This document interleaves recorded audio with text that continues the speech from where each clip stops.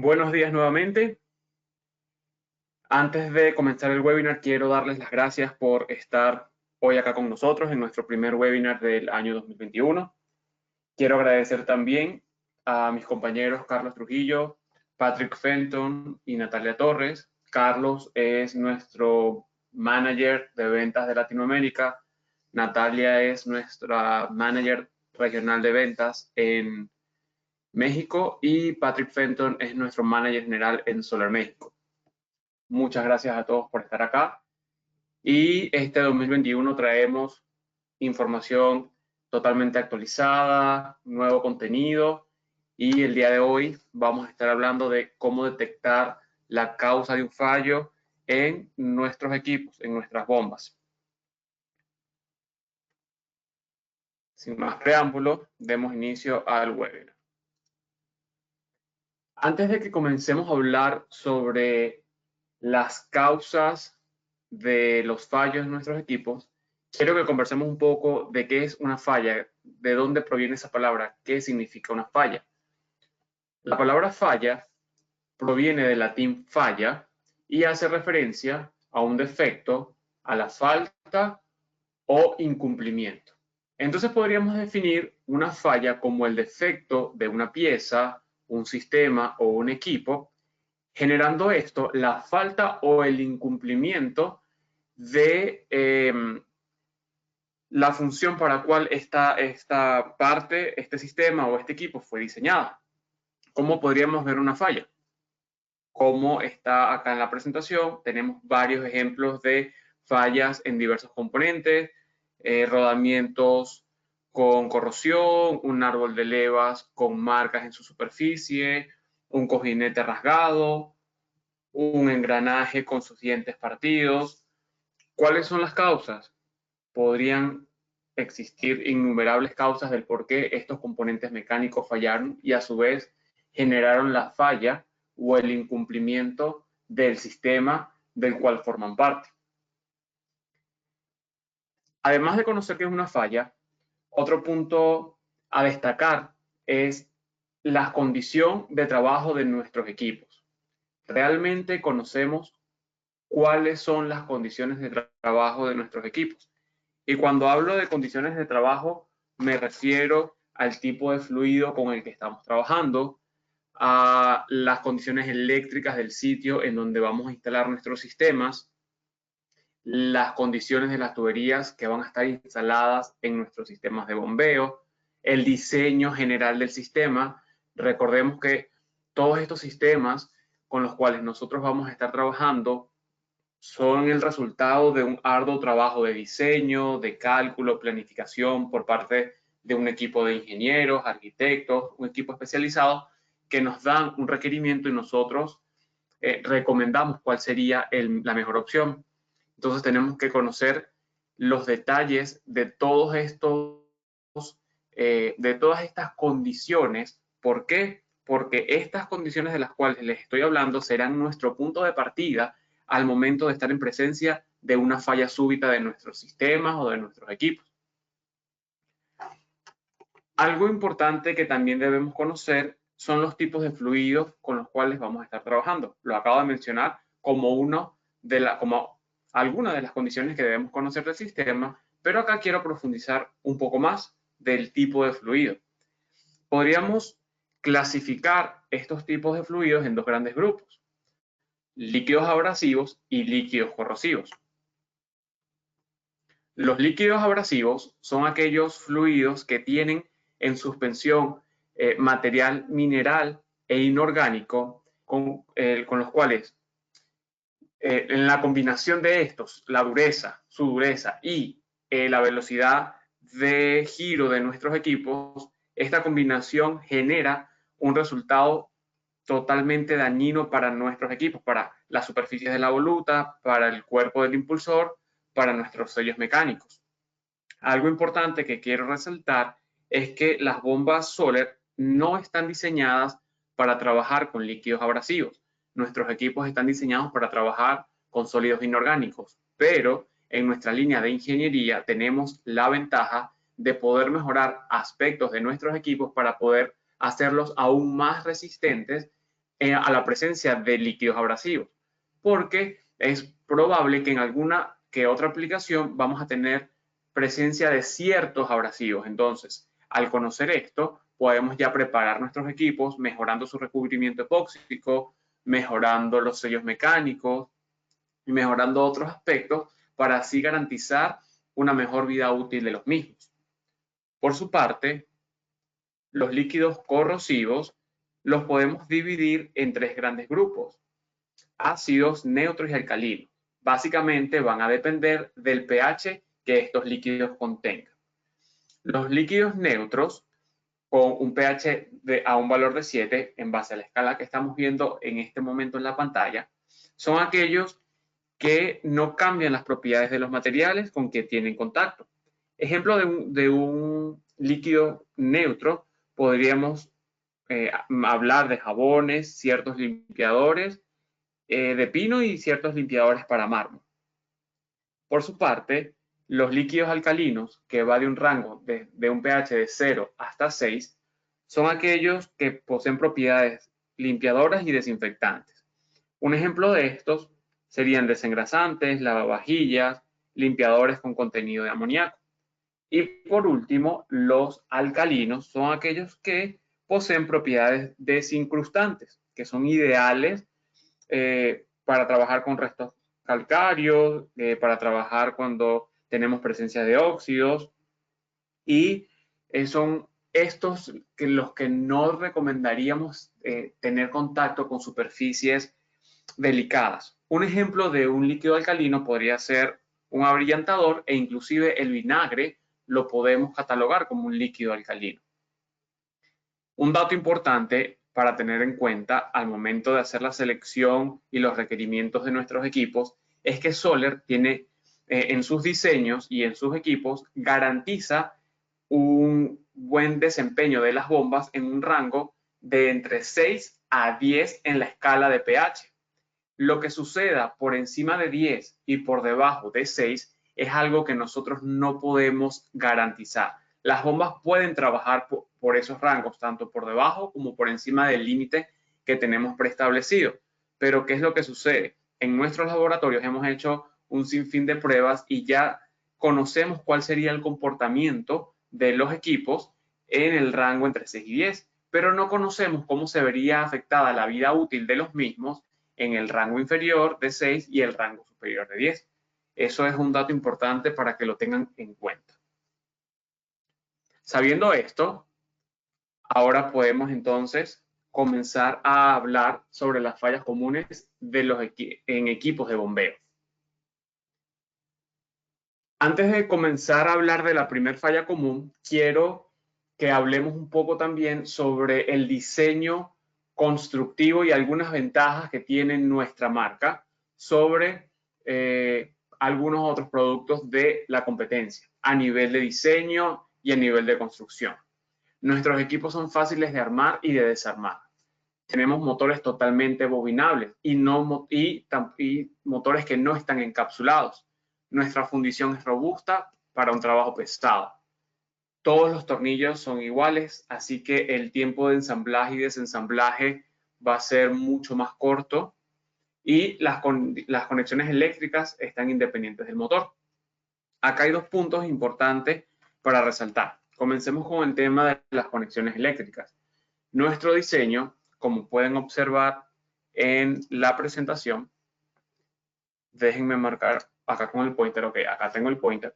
Tenemos una cámara superior, que es nuestra cámara de conexiones, y una cámara inferior, que es nuestra cámara en donde tenemos instalado el motor eléctrico. ¿Cuál es el propósito de este diseño en donde tenemos ambas cámaras separadas?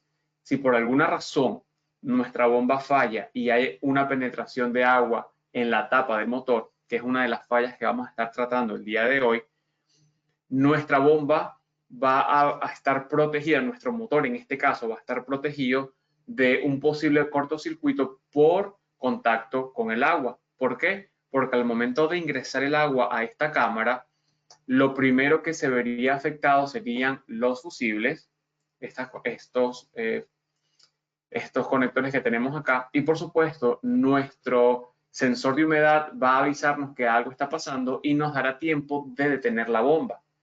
Si hablamos de costos de mantenimiento, por supuesto, el costo de simplemente reemplazar las partes afectadas por el agua en esta cámara va a ser inmensamente inferior a si el equipo sufre un cortocircuito por contacto de agua con el motor. Por otra parte, el tema de nuestro motor que no esté encapsulado y el hecho de que todos nuestros equipos están lubricados con aceite dieléctrico mejora la disipación de calor, aunado al tipo de material que utilizamos para nuestra construcción, que son fundiciones de hierro. Una de las características térmicas de este material es la buena disipación de calor, así que básicamente la unión del material de construcción, del aceite dieléctrico, del diseño constructivo de la bomba. Cuando hablo de diseño constructivo me refiero a la presencia de aletas en nuestros equipos de la línea de ingeniería, más que el equipo está completamente sumergido en agua, hace que la disipación de calor sea cada vez más efectiva, garantizando esto que nuestros equipos no van a sufrir una falla súbita por sobrecalentamiento. ¿Qué puede suceder? Sí puede suceder y más adelante vamos a saber el por qué, pero nuestro diseño está enfocado a cuidar en su totalidad la vida útil de nuestro equipo, para así garantizar que no estemos en presencia de una falla inesperada. Sabiendo esto, demos inicio entonces a la primer falla que podríamos ver en nuestros equipos de bombeo. Y es la presencia de agua en la tapa del motor, algo que acabamos de hablar hace un segundo. Nosotros, cuando estamos trabajando con estos tipos de equipos o con cualquier equipo mecánico y estamos en presencia de alguna falla, nos convertimos como una especie de detectives. ¿Y por qué digo detectives? Porque nuestro trabajo va a ser comenzar a determinar las posibles causas que hicieron que este equipo fallara. Y muchas veces las causas de esa falla desaparecen porque no atacamos el problema enseguida, no nos tomamos el tiempo suficiente para verificar ciertas condiciones, entonces o desaparecen por el paso del tiempo o simplemente nosotros nos saltamos de ciertas cosas que quizás no estén a simple vista. Es por eso que cuando ustedes tengan presencia de agua en la tapa del motor, nosotros recomendamos verificar el tapón de prueba para ver si está derretido o fue removido. Si está derretido, quizás por efectos de temperatura, de aumentos de temperatura, o si por cualquier razón nuestro equipo técnico ha removido el tapón para verificar cualquier cosa y al momento de colocarlo no lo hizo de forma correcta o simplemente no lo colocó. Otro punto que podríamos verificar es si hay algún defecto en la junta tapa motor o inclusive si falta la misma. Esa junta es este pequeño O-ring que tenemos acá. Lo mismo, si por cualquier razón el equipo fue desensamblado y luego lo volvieron a ensamblar y olvidaron colocar este pequeño O-ring allí para proteger nuestra bomba y se coloca en marcha el equipo, por supuesto va a haber ingreso de agua al motor y eso es una consecuencia de que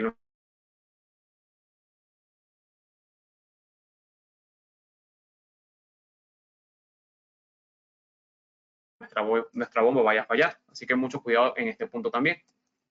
El tercer punto es en cuanto al ajuste. Quizás ustedes pueden estar pensando, ok, me está hablando de un ajuste defectuoso, ¿cómo podemos garantizar un ajuste efectivo? ¿Cuál sería el torque necesario para poder ajustar la bomba con el fin de evitar un ingreso de agua a la tapa?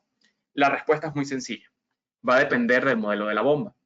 Entonces, mi recomendación en este punto es que si por alguna razón ustedes han manipulado la bomba, han retirado la tapa de la bomba y al momento de ensamblar les genera alguna duda el torque que debe utilizarse para volver a ensamblar el equipo, por favor contáctense con nosotros. Sabiendo el modelo del equipo vamos a poder brindarles la información de cuál es el torque necesario para volver a ensamblar la bomba. También otra causa de la presencia de agua en la tapa es la filtración por el sello del cable de alimentación. Parece obvio, muchas veces parecería obvio, pero créanme que es mucho más común de lo que ustedes piensan la manipulación de la bomba a través del cable de alimentación. Muchas veces, al momento de ingresar el equipo al cárcamo, a donde va a trabajar, o simplemente para retirarlo de allí, o para movilizarlo de un lugar a otro, cometemos el error de tomar la bomba por el cable de alimentación. Y al manipularla con el peso de la bomba, podría generarse un desajuste del sello que está justamente en este punto a la entrada del cable de alimentación, permitiendo que haya ingreso de agua a la tapa del motor. Así que un punto a resaltar: por favor, no manipulen la bomba utilizando el cable de alimentación. Por eso nuestros equipos poseen en su diseño estas agarraderas para que ustedes puedan manipularlo y movilizarlo sin tener que hacerlo utilizando el cable para evitar este daño a la bomba. Por último, el corte en el recubrimiento del cable de alimentación es otra de las causas del por qué hay agua en la tapa del motor. Esto podría presentarse al momento de adquirir los equipos y normalmente lo hacemos de esa forma. Vamos adquiriendo los equipos mientras vamos desarrollando los proyectos, almacenamos los equipos, pueden pasar semanas o meses los equipos almacenados para luego poder ponerlos en marcha, y por una manipulación incorrecta o por un almacenamiento incorrecto también en condiciones no aptas, podría generarse un daño en el cable de alimentación del equipo, rasgar el recubrimiento del cable, y podría haber ingreso de agua, generándose el efecto de capilaridad, que básicamente es el transporte de esa agua a través de los hilos del cable, llegando esta a la tapa del motor. ¿Y cómo se vería entonces estas fallas? Básicamente esto es lo que vamos a tener al momento de destapar la bomba si cualquiera de estas cosas que acabamos de conversar pasan con nuestro equipo. Pueden observar agua, por supuesto aquí toda esta conexión se vio afectada, tenemos óxido, acá también se evidencia la presencia de agua en el motor. Entonces, básicamente, esto es lo que pasaría si tenemos o presenciamos cualquiera de las causas que hablamos hace un momento, o al menos una de ellas. Voy a abrir el micrófono en este momento para darles la oportunidad de que conversemos hacia ver si hasta este punto tenemos alguna pregunta o hay alguna duda o algo que ustedes quieran acotar. Ya los micrófonos están abiertos, así que si alguien tiene alguna pregunta o alguna duda, por favor.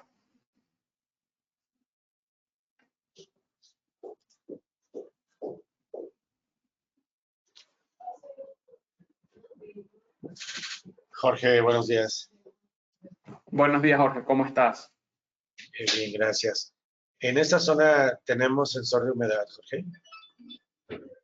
Correcto. Eso es algo que vamos, de hecho, a hablar un poquito más adelante, pero buena tu pregunta.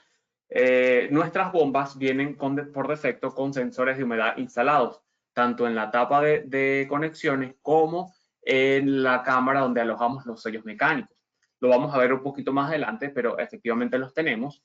Estos estos sensores de humedad van a detectar la presencia de agua, pero hay que tener algo presente. Es un sensor que trabaja en conjunto. ¿Qué quiero decir con esto? No vamos, cuando el sensor se activa y nos da la alarma en el panel de control, no vamos a estar seguros de si tenemos agua en la tapa de conexiones, en la cámara de conexiones, o si tenemos agua en la cámara donde están los sellos mecánicos. Simplemente sabemos que algo está pasando, que tenemos presencia de agua y que debemos detener nuestra bomba. También en cuanto al panel de control, si te genera duda, los paneles de control que nosotros recomendamos, vamos a llamarlos paneles generales, que en nuestra literatura ustedes van a encontrar una bomba, perdón, un panel de control asociado a una bomba que ustedes están trabajando o están escogiendo. Ese panel nosotros lo llamamos como panel general, que tiene las funciones básicas de los paneles de control, el control de los equipos, la alarma sonora, pero no va a detener la bomba por presencia de humedad. Simplemente nos va a generar la señal para saber que algo está pasando. Si queremos que la bomba se detenga, pues vamos a tener que utilizar relevadores especiales, hacer toda la logística de programación, y ya estos son los paneles de control que nosotros llamamos paneles a pedidos, que son unos paneles especiales con funciones muy específicas que nuestros clientes van a solicitar. Perfecto, muchas gracias. Gracias a ti. ¿Alguna otra pregunta?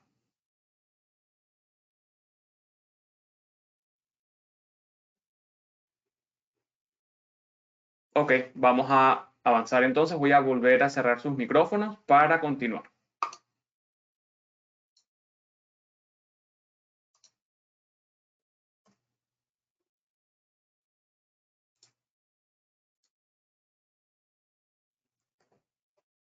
La segunda falla más común que podríamos encontrarnos en nuestros equipos es la presencia de agua ahora en el motor. ¿Cómo se vería la presencia de agua en el motor eléctrico? Vean el detalle, vemos superficie un poco pastosa, humedad, como podríamos llamarlo lodo, barro. Básicamente esto es es lógico que hubo agua en esta cámara, todo nos lo indica. Y ahora bien, ¿por qué pasó? ¿Qué sucedió? ¿Por qué entró agua a nuestro motor? Si en teoría acabamos de hablar de que nuestros equipos tienen unas cámaras independientes para proteger el motor eléctrico de que llegue agua a este punto. Básicamente, las causas del por qué encontramos agua en nuestro motor eléctrico son las siguientes. Uno, es la penetración desde la tapa hasta el motor a través de los terminales de conexión. ¿Cómo puede esto pasar? Si ya acabamos de hablar de que tenemos sensores de humedad, de que nos van a avisar de que hay presencia de agua o en la cámara superior o en la cámara inferior. Bueno, simplemente si no nos damos cuenta de las señales que se nos está presentando en nuestro panel, o simplemente la ignoramos, no tenemos una rutina de inspección de nuestros equipos y simplemente dejamos nuestras bombas a la buena de Dios, por decirlo de alguna forma, y algo está pasando y no nos damos cuenta, por supuesto, con el paso del tiempo el agua va a lograr penetrar a través de los terminales de conexión, llegando al motor eléctrico y generando un cortocircuito, y bueno, ya conocemos cuál sería el resultado si eso pasara. Por otra parte, si nuestros sellos mecánicos llegasen a fallar, quizás por estar bombeando algún abrasivo o algún material que genere daños en ellos, nuestras bombas, vamos a dividir nuestros equipos en bombas que tienen un solo sello mecánico y equipos que tienen doble sello mecánico. Tenemos ambas opciones. Dependiendo de la aplicación de nuestro proyecto, por supuesto, alguna va a ser mejor que la otra. Cuando estamos hablando de aplicaciones de uso pesado, por supuesto, vamos a recomendar la opción de doble sello mecánico porque nos va a brindar una mayor protección. Si el primer sello mecánico llegase a fallar, el sensor que tenemos acá, estoy acá apuntándolo con el pointer, este sensor va a enviar la señal, como ya lo acabo de explicar previamente, al panel de control, diciéndonos, hey, algo está pasando en la bomba, hay agua en el equipo, no vamos a saber dónde, lo repito nuevamente, pero ya sabemos que tenemos que detener la bomba para evitar que el motor sufra daño. Entonces, ¿qué es lo que vamos a inspeccionar? Paramos la bomba, sacamos la bomba de nuestro cárcamo y verificamos tanto la cámara inferior como la cámara superior para descartar la presencia de agua de alguna de las dos o ver si por las dos hay penetración de este líquido.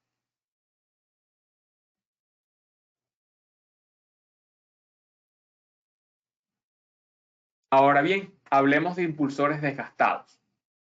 Los impulsores desgastados se ven de la siguiente forma.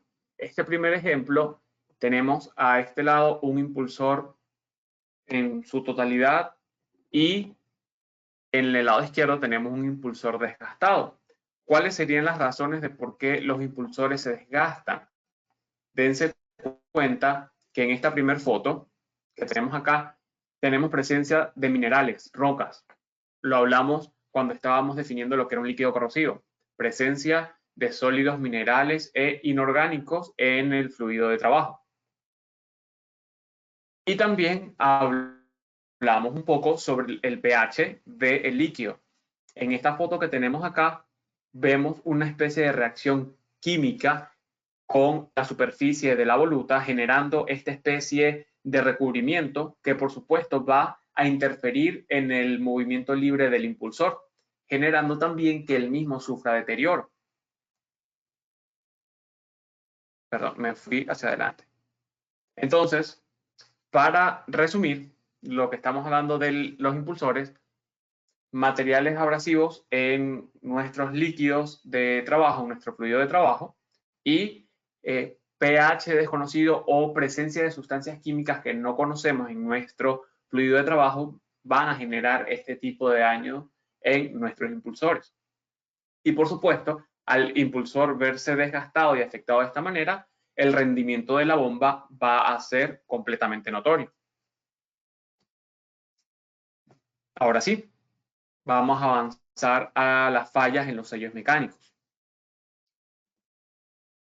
Nuestros sellos mecánicos, vamos a ver qué tengo por acá. Ok, en la primera foto que tenemos al lado izquierdo, vemos que en la cara del elastómero del sello mecánico hay partes faltantes. Las estoy resaltando acá con el pointer. Nos falta un pedacito del elastómero por acá, acá también. Eso nos hace pensar que efectivamente estamos bombeando un fluido con minerales, con abrasivos y por supuesto están causando daños en el sello mecánico. En el lado derecho, en esta foto que tenemos acá, también hacemos referencia a una reacción química entre el material del sello mecánico y el fluido que está siendo bombeado a través del equipo.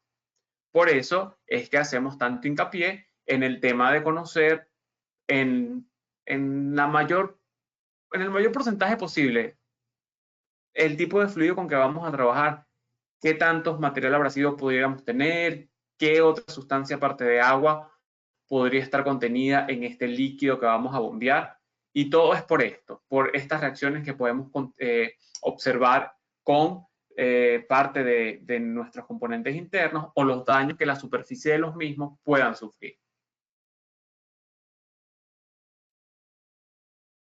Bueno, acá otra de las causas también de las que podríamos mencionar es el calor excesivo. Cuando hablamos del calor excesivo podemos resaltar el uso continuo de la bomba y la deficiencia en la disipación de calor por causas ajenas al funcionamiento regular. Esa no nos vamos a adelantar tanto, eso lo vamos a ver en las siguientes diapositivas, el por qué se podría generar un calor excesivo en nuestros equipos. Ya mencionamos los daños por abrasivo y también la exposición a químicos e hidrocarburos que van a generar sedimentación en nuestro componente mecánico. Algo importante que también quiero destacar de Soler y las opciones que va a tener para sus clientes son los diferentes tipos de sellos mecánicos que tenemos en nuestros equipos. Utilizamos el carbón cerámica como un sello estándar, vamos a hablar como el sello general de nuestras bombas, pero dependiendo de la línea de equipos con la que vamos a trabajar, específicamente en la línea de ingeniería, todos los equipos que tenemos en nuestra cartera de la línea de ingeniería de Soler, tendremos la posibilidad de mejorar los sellos a un carburo de silicio, y carburo de silicio con un elastómero de Vitton para mejorar su resistencia a la temperatura. Y por su parte, el carburo de tungsteno con carbón y el carburo de tungsteno, con ambos con elastómeros, van a ser muy recomendados al momento de que sepamos que vamos a tener presencia de ciertas sustancias químicas. Entonces, sea cual sea el caso y sea cual sea la aplicación con la que vamos a estar trabajando, lo ideal es conversarlo en el momento de la cotización, estudiar las variables que podemos controlar y las variables que conocemos de nuestro sistema para estar lo más protegidos posibles al momento de comenzar con el funcionamiento del mismo. Por eso resaltábamos al principio de la presentación el tema de si conocíamos exactamente las condiciones de trabajo con las que íbamos a desarrollar nuestros proyectos. He aquí el porqué. Vamos entonces ahora a ver cuáles serían las fallas en los rodamientos. Un rodamiento podría verse afectado por la presencia de agua en el aceite, generando oxidación al mismo. Al momento de tener oxidación en el rodamiento, vamos a condicionar su movimiento libre, generando esto una cierta obstrucción en el movimiento libre del eje, lo que va a ocasionar un aumento de temperatura y un aumento de amperaje en nuestra bomba. Entonces, al momento de que el equipo esté funcionando, la bomba esté trabajando, pero se está viendo obstruida por este fallo del rodamiento, por esta corrosión de este componente mecánico, va a aumentar la temperatura, podría aumentar también, podría no, de hecho lo va a hacer, va a aumentar el amperaje del equipo y esto podría generar fallas en otros componentes por aumentos de temperatura, como lo mencioné previamente cuando estábamos viendo el componente mecánico anterior. Y, ¿por qué no? Posiblemente podríamos vernos en presencia de un cortocircuito. Entonces, si se dan cuenta, todos los componentes por formar parte de un sistema en general, de un equipo en general, lleva una especie de cadena de que si uno falla, puede generar que el otro falle. No son fallas aisladas entre sí. Otra de las fallas, y esta es una bastante peculiar, que tenemos en los rodamientos, es la presencia de corrientes parásitas o flooding. Básicamente, las corrientes parásitas o flooding son corrientes que se desprenden del uso de variadores de frecuencia que tratan de viajar desde el estator hacia el rotor utilizando los rodamientos como un puente, como una conexión. Al momento de que estas corrientes parásitas pasan a través del rodamiento para poder llegar al rotor, genera esta marca en la pista interna e inclusive también puede suceder en la pista externa del rodamiento y son marcas muy similares a arcos de soldadura. Estas marcas hacen, hunden, vamos a decirlo de esa forma, generan una deformación, es la palabra correcta, generan una deformación en la pista haciendo que los elementos rodantes de la pista interna se vean afectados y también condicionen su movimiento, su giro libre, su movimiento libre, y a su vez influye en el recorrido libre del eje del equipo, generando nuevamente o aumentos de temperatura o aumentos de amperaje que pueden desencadenar en un corto del equipo, en una falla inminente. Importante. Ya va, me adelanté en esto. Dos cositas antes de saber qué es el cold blue. Una fuga de aceite o un funcionamiento en seco también puede afectar a nuestro rodamiento y las partículas suspendidas en el aceite se pueden atascar igualmente en las pistas de los rodamientos, causando el mismo atascamiento y por ende lo mismo que acabamos de hablar del aumento de temperatura y la posibilidad de un corto. Ahora sí,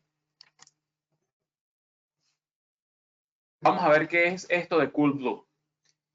Soler, desde el año pasado, desde el año 2020, aproximadamente entre mayo y junio, comenzó a trabajar con una nueva tecnología llamada CoolBlue para proteger a los equipos de las corrientes parásitas que se generan del uso de variadores de frecuencia. ¿Y por qué Soler decidió hacerlo? Básicamente por el incremento de requerimientos para proyectos en donde se desean utilizar variadores de frecuencia. Esta tecnología CoolBlue lo que hace es absorber como una especie de esponja. Vamos a entenderlo de una forma bastante sencilla así. Es como una especie de esponja que se encarga de absorber esas corrientes parásitas y no permite el paso de la misma desde el estator hacia el rotor y, por supuesto, los rodamientos no se van a ver afectados. ¿Cómo es la instalación de esto? Es bastante sencilla. Aquí vamos a contar con, vamos a llamarlos anillos. Son un anillo general, un anillo principal y luego anillos independientes. Este anillo principal, que es el grande que vemos acá, va instalado en las 3 líneas del cable de alimentación y la línea de tierra va a estar fuera de este anillo principal. La forma incorrecta de instalarlo sería, como lo ven en la parte derecha, la tierra no es parte de este anillo principal. Luego se instalan los anillos secundarios frente al principal. Igualmente, la tierra se deja sin ningún tipo de conexión. Ahora bien, su pregunta podría ser, ¿dónde lo instalo? ¿Dónde va este nuevo sistema, estos anillos de CoolBlue?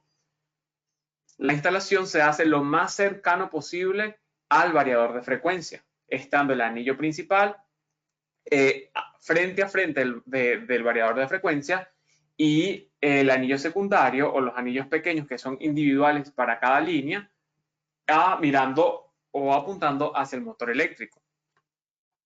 Desde que Soler comenzó la implementación de esta tecnología, que como les digo, es una tecnología nueva, solamente tenemos unos 6 a 7 meses implementándolas en nuestros equipos con variadores de frecuencia, ya estas vienen preinstaladas al momento de que usted hace un requerimiento y la adquisición de estos equipos.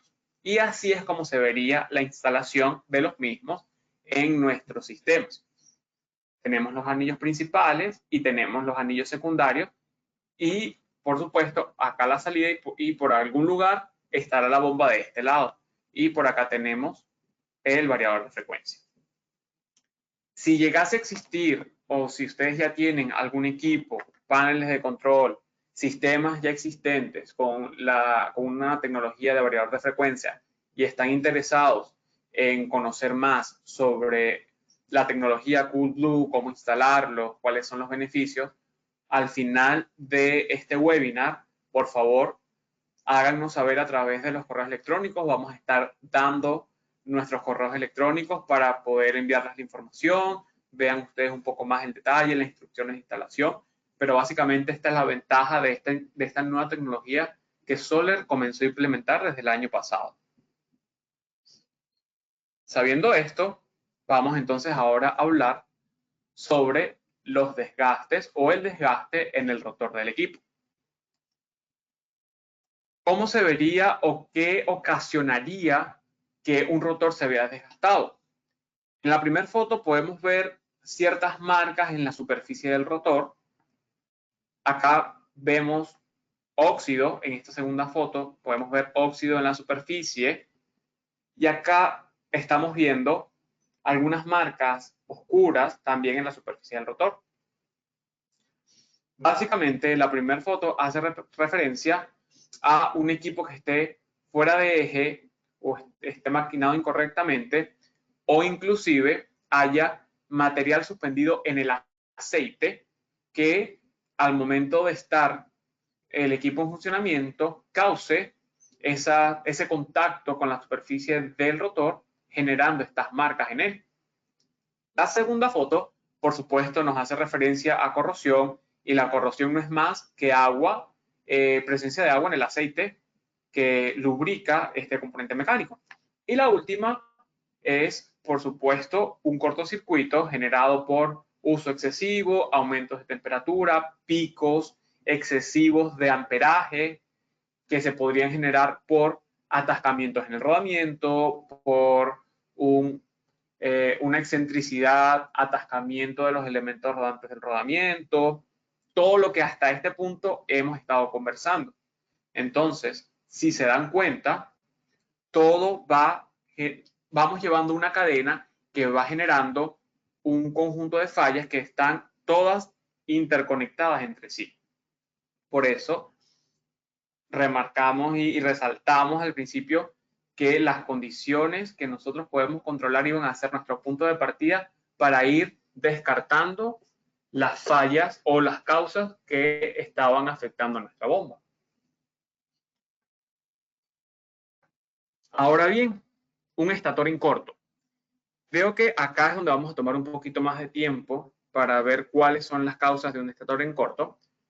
Un estator en corto podría generarse por altas temperaturas. Pero altas temperaturas ¿debido a qué? Altas temperaturas debido a un impulsor atascado, a alto o bajo voltaje, a bloqueo por aire, a dimensionamiento incorrecto, a una bomba funcionando por un tiempo excesivo sin agua, a un flotador de paro seteado a un nivel muy bajo, a un bombeo de agua a excesiva temperatura.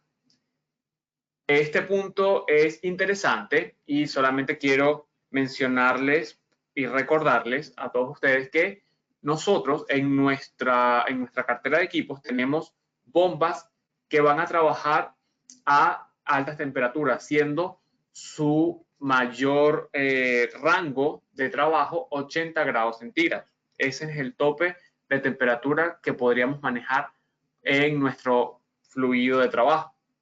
Así que cuando tengan alguna aplicación que englobe el manejo de temperaturas, de fluido a alta temperatura, por favor háganoslo saber para nosotros comenzar con la selección sabiendo que el equipo a utilizar es un equipo de alta temperatura. También ciclos de bombeos muy cortos y repetitivos van a generar aumentos de temperatura en nuestro estator. Succión negativa. Ahora bien, otra de las causas del por qué el estator podría fallar es un embobinado muy comprimido, una falla por sobrecarga, el uso de voltaje incorrecto. El uso del voltaje incorrecto también es un punto que es importante que remarquemos acá. Muchas veces al momento de realizar una cotización y conversar con nuestros clientes y trabajar con sus requerimientos, ellos nos cuentan o nos dicen, necesito este equipo con este punto de diseño, con estas características, y al momento de nosotros preguntar el voltaje con el que el equipo va a trabajar, muchas veces la respuesta es, no estoy seguro, recomiéndame el voltaje. Eso es totalmente incorrecto. Nosotros no podemos recomendarles el voltaje de trabajo porque no conocemos las condiciones eléctricas del sitio. Así que al momento de estar desarrollando un proyecto es una información que ustedes deben conocer y hacérnoslas llegar a nosotros para poder escoger el equipo correcto y evitar que por una mala selección del voltaje el estator del equipo vaya a fallar y la bomba tenga una falla súbita y haya que cambiar el equipo. Eso se traduciría en tiempo perdido y dinero también, dinero perdido también. El uso incorrecto de controladores es otra causa del por qué el estator va a fallar o podría fallar. Una bomba mal reparada, falta de aceite, falta de lubricación, generando aumentos de temperatura, falla en los relevadores del controlador y es así como se vería un estator en falla por las múltiples causas que acabamos de conversar. Algo que quiero resaltar y comentarles también es sobre el aislamiento del estator. Hay veces, y nos hemos encontrado con que el aislamiento también se ve afectado. El aislamiento está completamente destruido en este ejemplo que tenemos acá. Y ustedes se preguntarán, ¿pero por qué? ¿Qué pasa? ¿Por qué el aislamiento también se fracturó, se dañó? Básicamente, cuando encontremos un estator que haya fallado y el aislamiento esté de esta manera, esté en estas condiciones, lo que tenemos que saber es que hubo picos de amperaje que dañaron directamente el aislamiento. esto es única y exclusivamente causa de esas fluctuaciones a nivel eléctrico, esos picos a nivel de amperaje.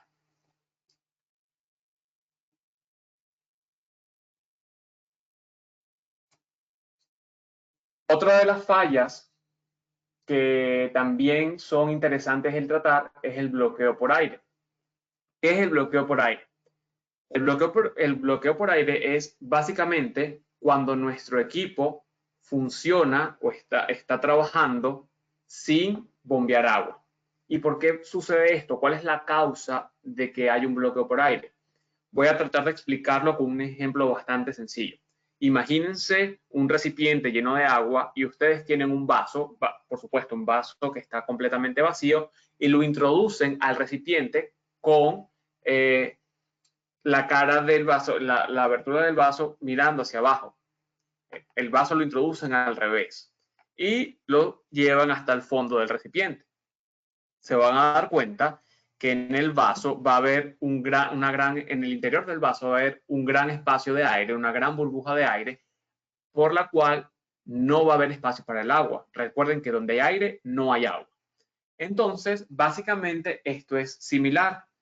Si la bomba se introduce y si hay aire en la voluta, no va a haber espacio para el agua, la bomba va a sentir que está llena, que ese espacio vacío está lleno por algo y va a poder trabajar. El sensor va a creer que ese espacio que aparentemente está lleno es agua y va a comenzar a llenar, a bombear, a trabajar, y simplemente lo que estás haciendo es bombear aire, generando con esto que el aumento de la temperatura en el equipo se genere, provocando, por supuesto, fallas que hemos hablado hasta este punto, cortocircuitos, fallas en componentes internos. ¿Cómo nosotros en Solar tratamos de evitar que se produzca un bloqueo por aire? Si se dan cuenta, acá en la presentación tengo una flecha que nos lleva a este pequeño hoyo que está acá en la base del motor, perdón, en la base de la bomba. Este pequeño agujero de 3,16 pulgadas de diámetro lo hacemos para permitir ese ingreso de agua a la voluta de la bomba. Digamos que es como una especie de autocebado de la bomba para permitir que el agua ingrese y no haya aire atascado en la voluta. Se recomienda también que el mismo agujero se haga justo debajo de la válvula check al momento de colocar la tubería acá, al instalar la válvula check de protección, hacer el agujero de esa misma dimensión para evitar que se genere un bloqueo por aire, por si en algún caso, al momento de estar bombeando el fluido, hay algún sólido que tape este agujerito que tenemos acá. Y bueno, si eso llegase a suceder, garantizamos que con el mismo agujero que vamos a tener por este lado de acá, asumiendo que acá tenemos nuestra tubería, evite el bloqueo por aire. Porque si el bloqueo por aire no se evita, lo que vamos a tener es altas temperaturas generando cortos, y así es el resultado de una falla súbita por esta causa en las bombas, por este bloqueo por aire. Cuando estamos trabajando con bombas que tienen capacitores instalados en el equipo, en el cuerpo del equipo, muchas de nuestras bombas están diseñadas de esta manera, y generarse un bloqueo por aire, vamos a tener que el capacitor, estos componentes van a tener un mayor voltaje de lo usual, generando una falla irreversible en ellos. Así que estas dos son las consecuencias de que exista un bloqueo por aire en nuestra bomba. Ya para ir finalizando, vamos a hablar de la falla en los interruptores. Esta falla de interruptores se ve más que todo en equipos que son equipos automáticos, equipos donde no tenemos boyas o flotadores, ¿sí? Por supuesto, el principio de funcionamiento de los flotadores también es el mismo que estos interruptores, así que la misma falla podría generarse en ellos, generando las mismas consecuencias tanto en un equipo automático o un equipo con un funcionamiento a través de flotadores y paneles de control. ¿Cuáles son las causas? Son causados por el funcionamiento en aire de una bomba, lo que ya acabamos de hablar, que existe un bloqueo por aire, que el equipo esté bombeando solamente aire y no agua.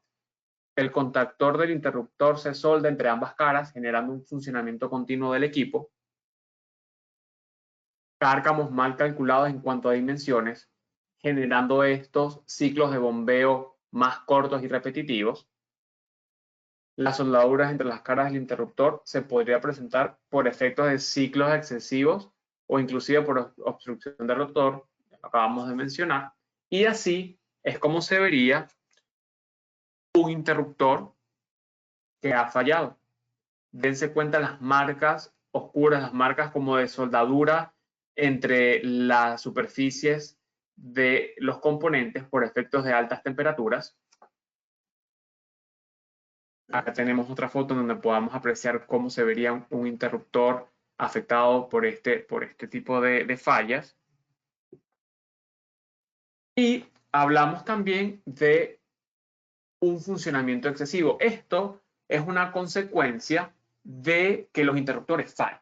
¿Por qué? Dense cuenta acá que tenemos un equipo con dos colores diferentes. Acá tenemos un verde un poco más intenso y acá un verde un poco más claro. Esto nos da a entender que el nivel del agua del equipo estaba justamente por acá, por donde estoy pasando, donde estoy corriendo el pointer. Por efectos de un funcionamiento continuo, la bomba nunca se detuvo, siempre estuvo bombeando constantemente y el agua se mantuvo a este nivel, generando el aumento de temperatura y posterior la falla súbita. En Solar, nosotros recomendamos que el nivel del agua esté como mínimo cubriendo la descarga de la bomba para evitar este tipo de problemas. Acá tenemos una bomba, bueno, es la misma bomba vista con un poco más de detalle. Y bueno, básicamente esa es la razón del por qué un interruptor puede fallar. Y hasta este punto ya llegamos a la ronda de preguntas. Voy a abrir sus micrófonos. Ya abrí sus micrófonos. Entonces, si existe alguna duda, alguna pregunta o algún comentario con respecto a las causas que estamos comentando el día de hoy, por favor, ya está disponible para que puedan hablar, ya pueden comentarnos sus preguntas y muy gustosamente las vamos a responder. Hola, buen día. ¿Por ahí me escuchan? Sí, buenos días, ¿cómo estás? ¿Qué tal? Mucho gusto. Por acá Fabricio Fortini de Merinza. Una consulta. Con respecto al tema de los sellos mecánicos y a los sólidos suspendidos, ¿tendrán ustedes a un valor máximo para el tema de la operación? Porque, o sea, al haber sólidos suspendidos, finalmente lo que se va a producir es un poco de vibración en la bomba y ahí podrías tener el desgaste y también la falla de los sellos, ¿no? Y después la intrusión del agua a la parte del motor, pues, ¿no? Sí, normalmente nosotros tenemos un rango de sólidos en suspensión hasta un 5% de sólidos en suspensión y también manejamos los rangos de partes por millón. En este momento no tengo el valor exacto de las partes por millón como tope, como máximo que tenemos en el rango permitible de las bombas, pero al terminar la presentación puedo enviarte la información por correo electrónico, pero efectivamente sí manejamos rangos. Cuando ya O estamos sea, fuera de esos rangos, 5%. 5% 5%. de 5%. Es como Ok. máximo. Es el valor máximo. Ya obviamente no recomendamos manejarnos por esos valores, por ese rango máximo. Siempre tratamos de estar un poco por debajo, pero sí, es lo que manejamos. Igualmente, como te comento, al terminar puedo enviarte la información un poco más en detalle para que tengas eso a la mano al momento de hacer tus requerimientos. No, excelente, dale, muchísimas gracias. A ti. Buenos días, no sé si me escucha. Sí, buenos días, te escucho perfectamente. Buenos días, le habla Víctor Guerra. Con una consulta, ¿qué tipo de mantenimiento preventivo recomienda para este equipo? Y como qué parámetros son los que hay que estar como vigilando, por así decirle, para asegurar el funcionamiento correcto de la máquina. Víctor, cuando hablamos de mantenimiento, eh, la respuesta podría ser, no, mi respuesta podría ser depende, y te explico el por qué. Todas las empresas manejan rutinas de mantenimiento distintas, pero si hablamos de recomendaciones por parte de nosotros, tratamos de hacer un monitoreo constante de las condiciones visibles de la bomba. Podríamos verificar el amperaje en el motor, a través del motor eléctrico, ¿sí? Utilizar las herramientas correspondientes para verificar amperajes, voltajes, si tenemos un termómetro digital, por supuesto,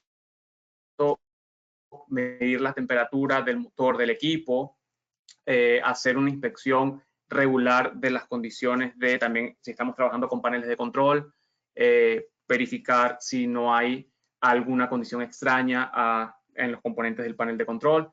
Normalmente estos equipos son equipos diseñados para mantenimientos bastante largos ¿cómo te lo explico? Entre tiempo de un mantenimiento y otro. Son equipos de una vida útil, esa es la expresión y la palabra correcta. La vida útil de las bombas son bastante largas. Entonces, básicamente esa rutina de mantenimiento predictivo más que preventivo, un mantenimiento predictivo para adelantarnos a las posibles causas que acabamos de hablar. Entonces, eso es lo que te recomiendo. Vigila la temperatura del motor eléctrico, vigila las señales del panel de control, haz un monitoreo constante de si no hay alguna señal que te esté arrojando allí la bomba para ver si no hay presencia de agua en el equipo, las medidas de amperaje que estén en los rangos correspondientes, también una inspección auditiva, que no escuches nada raro en la bomba, alguna vibración, algún sonido que no sea usual al momento de que el equipo esté funcionando. Eso sería básicamente mi recomendación al momento de que estés haciendo tus rutinas de inspección.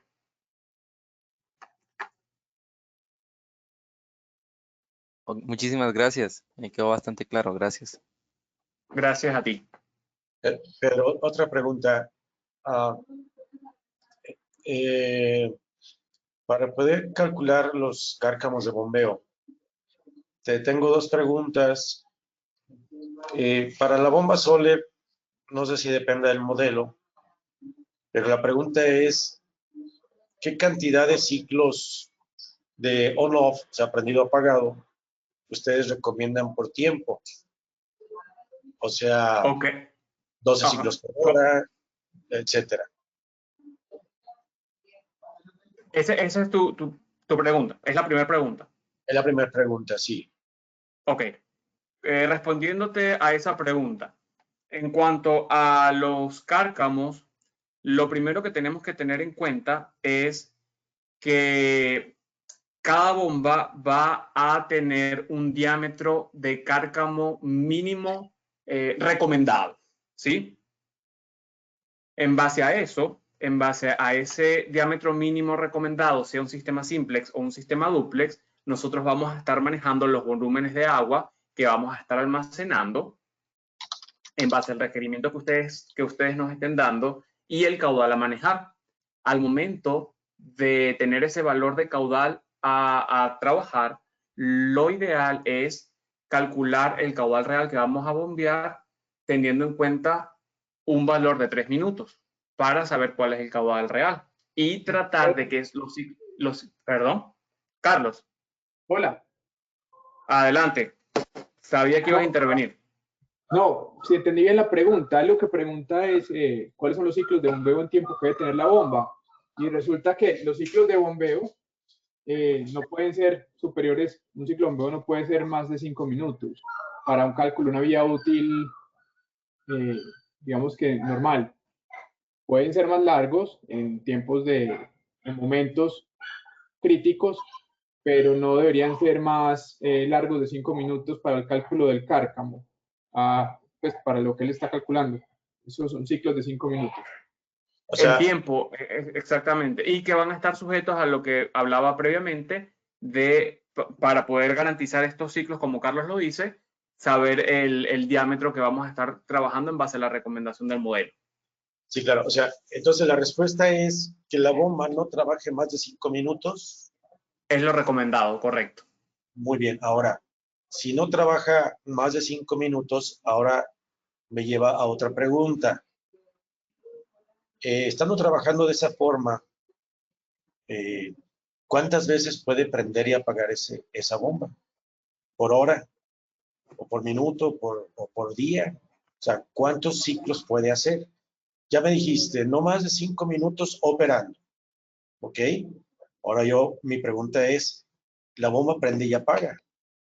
Prende 5 minutos y deberá ser apagada, obviamente por el cálculo del cárcamo y todo, y el flujo, etcétera. Pero ahora mi pregunta es, estando en ese tiempo, genero ciclos de prendido apagado. ¿Cuántos ciclos ustedes recomiendan por hora para que la bomba no se dañe?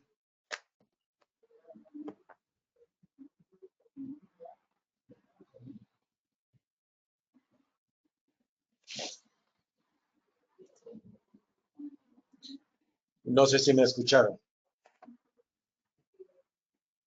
¿Aló, me escuchas? Ya te escuché. ¿Sí me escucharon? Ok.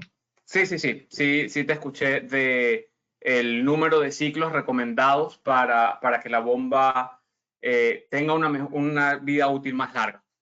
Sí. Ok. En base a la experiencia y lo que Carlos te está diciendo, lo que Carlos nos complementó y en base a la experiencia que he tenido mientras he estado trabajando con el equipo, mientras ese valor de ciclos, número de ciclos sea el menor posible, es lo más recomendado. ¿Cuántos? Por lo que he visto hasta ahora, va a depender, esa respuesta dependería del diámetro y de las dimensiones del cárcamo con el cual vamos a estar trabajando. Entonces, es un caso, son casos independientes, casos particulares. Entonces, ya tendríamos que ver un poco más en detalle, pero no sé si Carlos tenga algo más que agregar. Un valor en general. Yo Sí, te podría decir que tiene es una respuesta más particular dependiendo al caso. porque fíjate que sí es importante porque precisamente hubo muchas discordancias en unas reparaciones y garantías que se tuvieron que dar por los cálculos de los cárcamos. Y entonces, con justa razón, el cliente me argumentaba, dice, bueno, ¿en dónde está por escrito los ciclos que debe tener la bomba para poder calcular bien los cárcamos? Tanto los ciclos como de prendido como de apagado. Entonces, como no viene en ningún lado, dice, como no dice en ningún lado nada, yo sabré si descargo en 1 minuto 12 veces por hora o si descargo en 10 minutos 5 veces por hora. Entonces, sí es muy importante esa definición de ciclos porque eso nos lleva precisamente a diseñar muy bien un cárcamo. Mira que acabo de conseguir por acá, mientras estamos conversando de esto. Hay un valor, tenemos una tabla, sí tenemos un valor establecido dependiendo a la potencia de la bomba. Cuando estamos en un rango de 1.5 HP o menos, lo ideal sería que tengamos como máximo en arranques por hora 12 arranques por hora como máximo en ese valor de potencia.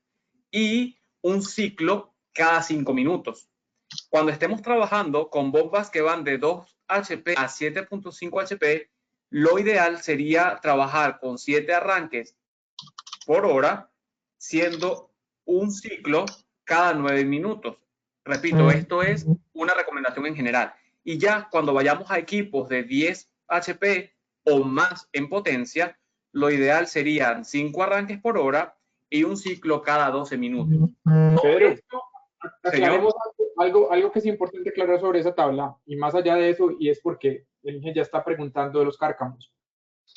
Para el cálculo de los ciclos de bombeo de los cárcamos, más importante que el número de arranques por hora es la capacidad útil del cárcamo. O sea, primero se debe calcular el volumen útil del cárcamo antes de poder seleccionar la bomba, porque ya con el volumen útil yo ya voy a poder llegar a una bomba, la cual los ciclos ya los voy a respetar porque ya está incluido dentro del cálculo del mismo.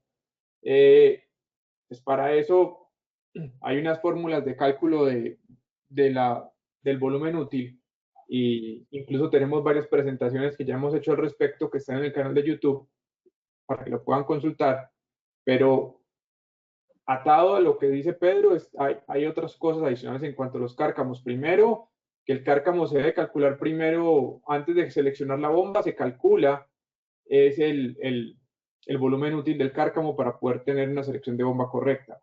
Segundo, en los cárcamos de aguas negras para servicios, digamos, comerciales, no residenciales e industriales o municipales, se recomienda el uso de no solo una bomba, sino dos, tener siempre sistemas duplex para que puedan controlarse los excesos de carga y para que puedan manejarse mejor estos ciclos de bombeo a través de una itinerancia de los equipos, para hacer una alternación de los equipos.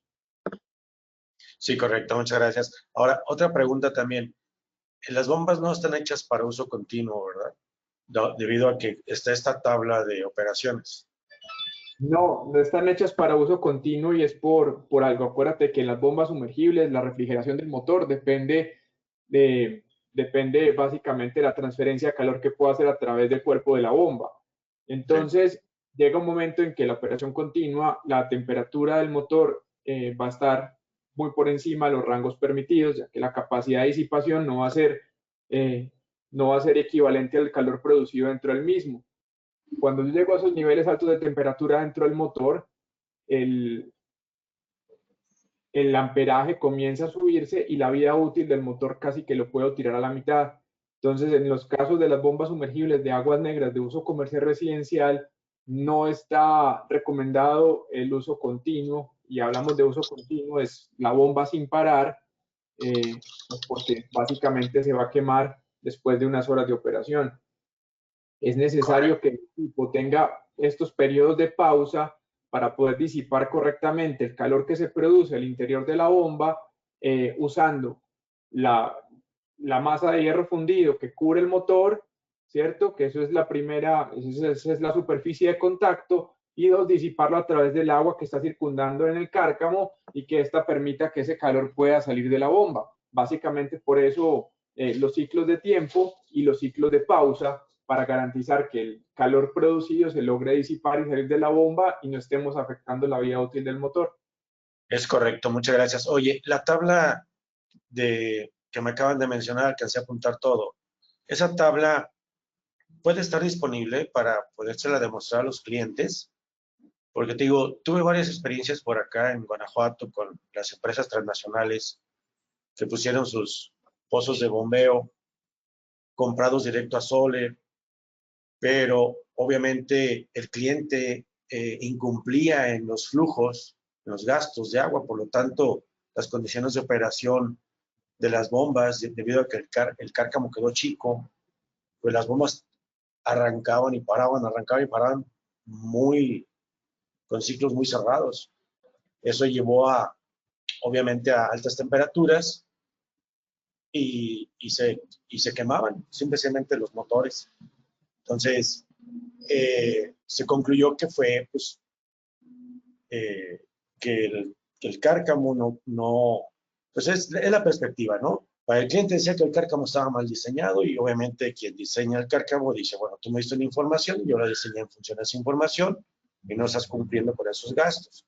Entonces, esa tabla, en conclusión, si pudiéramos contar con ella, de tal manera que ligando esta tabla y ligando la información del cliente, de sus gastos que se va a trabajar, en sus picos máximos horarios y sus gastos medios, poder recomendar algo de acuerdo y ambas partes lo firman y todos contentos.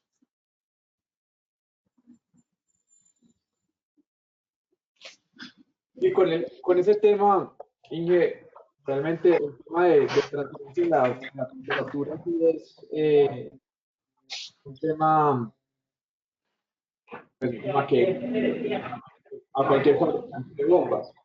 Eh, en algún dependerá, en el caso nuestro, No se, los, no se escucha nada, ¿eh? Se está perdiendo, por favor, quien tenga su micrófono abierto, puede cerrarlo mientras se termina de dar la explicación, porque se está perdiendo un poco la explicación que Carlos está dando. Sí, es correcto. O sea, en resumidas cuentas, la solicitud es que si esa tabla pudiera estar disponible oficialmente.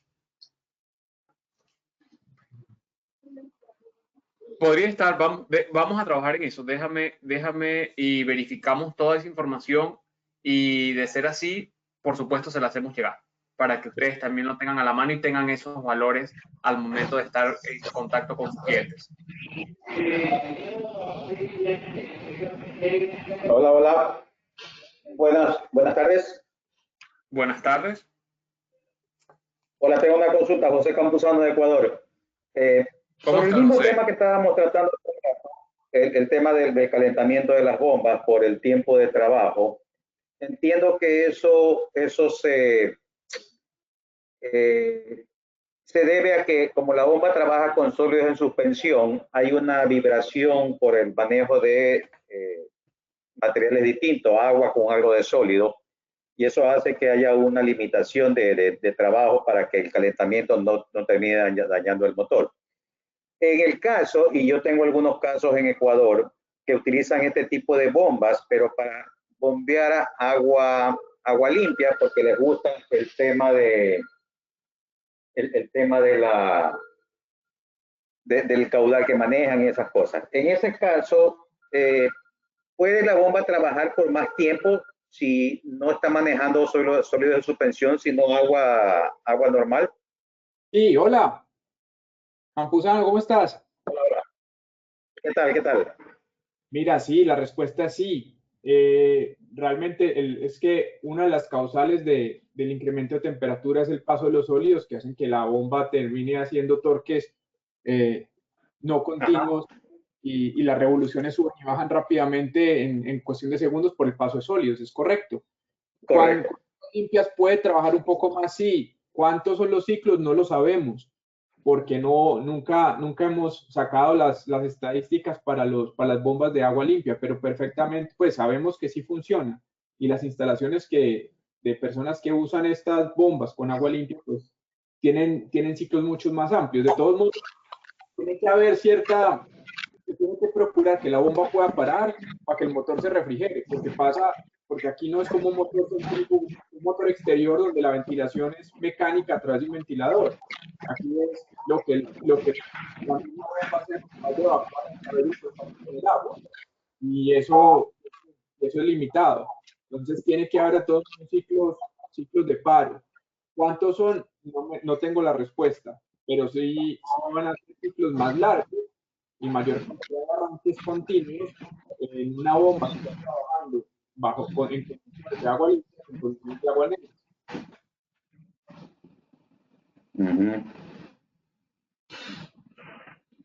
Correcto, correcto.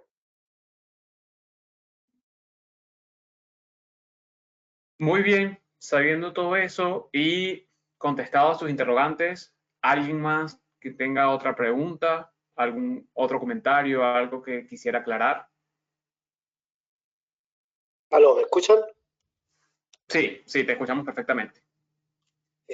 Mira, primera vez que estoy aquí, yo hablo de aquí, de experiencia de aquí de Chile, ¿ya? San Francisco. Yo ¿Cómo está, tengo, Francisco? yo tengo una bomba que me anda las 24 horas en forma continua. La tengo puesta en un estanque de agua que tiene sólido suspendido. Es una planta de tratamiento de agua. Y la bomba trabaja tirándome 24 horas en forma continua, tirándome el agua hacia un módulo. Tengo 2 bombas, pero no trabajan alternadas, o sea, tengo 2 por si acaso fallara una, pero generalmente las tengo bastante tiempo andando en 24 horas y porque la otra está como respaldo en caso que falle una. Y, y se han mantenido, le hemos hecho un par de veces mantenciones como preventiva, pero por necesidad, el proyecto que venía de afuera, un proyecto extranjero, y venía con las bombas, con ese tipo de bombas, y como digo, trabajan 24 horas continuas. ¿Mm? Así que por eso estaba atento a todas las preguntas y a todas las cosas pero mi experiencia acá la hemos tenido así por 24 horas y por bastante tiempo, o sea, no una semana, sino meses. Así que es lo que puedo acotar.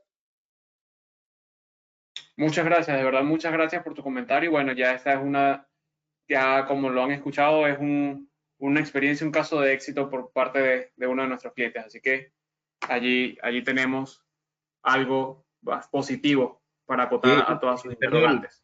Perdón, habla José Luis Moreno de México. Quisiera hacer una pregunta. ¿Qué marca es la bomba del amigo que dice que trabaja las 24 horas del día? Soler, Soler, la marca que estamos viendo, no tengo en este momento. Sí, Soler. Qué raro. Bueno, digo, no es raro que trabajen continuamente, o sea, se supone que son equipos y si están muy bien enfriados, porque siempre están inundados, pudiera ser el caso y creo que es uno de ellos. Es que lo que pasa es que el proceso que tengo de trabajo de la bomba es necesario que trabaje las 24 horas. Sí, ¿ya? Sí. Sí, no, de hecho hay equipos que trabajan los 365 días del año y no paran. Sí, el caso es raro porque, bueno, la recomendación que siempre ha sido es bacheo de cárcamos pequeños. Pero si está trabajando las 24, digo, es un buen punto porque, bueno, pues ya, aunque no se recomendaría para todos los procesos, es un buen punto para anotarle a Soler, ¿no? José Luis, lo que pasa es que se puede. El problema, o no el problema, la recomendación del fabricante es porque nosotros, cuando hacemos un diseño de una bomba para aguas negras, lo hacemos pensando en las aguas negras y no en el agua limpia. Al ser agua limpia, hay muchos factores a favor del equipo que mecánicamente pueden hacer que la bomba funcione muy bien. Y lo más importante es que al final, y sobre todo si siempre, lo que impacta es que siempre va a estar sumergida en agua fresca. Entonces el motor no va a llegar a sobrecalentarse por lo mismo, ¿no? Porque siempre va a estar sumergida. Y lo que pasa con los cárcamos es que vaciamos el cárcamo y el motor no debe de quedarse descubierto al 100% para no elevar su temperatura dentro de la misma recámara del aceite dieléctrico. Correcto. No, por eso es una buena opción, o sea, es una buena... digo, yo trabajé también para otra empresa que trabajábamos con bombas sumergibles, pero de pozo profundo, las de diferentes, las que traen tazones, varios tazones, y esas nos podían trabajar horizontal o vertical, entonces decían, en el horizontal no era muy recomendado, pero trabajaban. Pues hay cosas que a veces no conocemos de nuestra propia tecnología porque no hemos experimentado. No, y por ejemplo, en el caso de los bombas de tazones, qué pena, porque pues como para contar un poco, todo depende mucho del tipo de rodamiento. Porque hay cargas axiales que la bomba por diseño, y esto ya es porque el fabricante dice, puede fallar. No significa que no funcione, totalmente puede hacer, y más que la bomba con el motor o la combinación de ambos, entonces en el motor de los del motor, esas cargas axiales, y cuando está acostado el motor sobre los rodamientos, tienen un impacto bastante alto y pueden a disminuir la vida útil del mismo. Entonces, posiblemente funcione bien, pero el fabricante simplemente dice no hay una recomendación de que se haga. Sí, no, digo, aquí digamos que el equipo está trabajando en su estado ideal. Sí, bueno, aló, permiso. Sí, le habla el ingeniero Orlando Giur de Puerto Rico. ¿Cómo están? Muy bien, gracias. Adiós. Orlando, ¿cómo estás? Mil gracias. Yo quería hacer un testimonio. Nosotros hemos usado hace como 2 años 2 bombas de 7 caballos y medio, pero le pusimos un variador de velocidad debido a que estamos usando bombas trifásicas con una alimentación monofásica. Esas bombas las estamos usando porque hay un área en Puerto Rico en donde está por debajo del nivel del mar, y cada vez que sube el nivel se inunda una sección de esa área, y lo pusimos en nosotros llamamos catch basin, en una de esas rejillas que están en las calles. Es bastante grande, es como de 4 pies por 4 pies y como 6 pies de profundidad. Y básicamente están trabajando no constantemente, pero casi constantemente, porque la marea está sube y baja. Cada vez que sube, esa área se inunda, entran las 2 bombas, vacían, y entonces baja la marea, y ustedes se pueden imaginar cuánto tiempo esa marea está alta y cuánto tiempo está baja. Y han trabajado por 2 años perfectamente bien. Eso era todo lo que quería decirles.